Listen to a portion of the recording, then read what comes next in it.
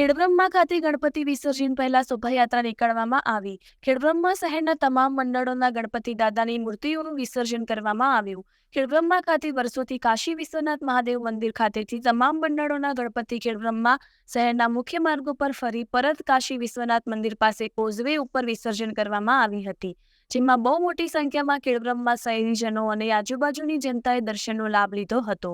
Khedbrahma police સ્ટેશનનો તમામ staff દ્વારા શહેરમાં ચુસ્ત પોલીસ બંદોબસ્ત ગોઠવવામાં આવ્યો હતો. કોઝવે ઉપર ક્રેનના મારફતે શહેરની સમગ્ર ગણપતિ દાદાની મૂર્તિનું વિસર્જન કોઝવે ઉપર કરવામાં આવ્યું હતું.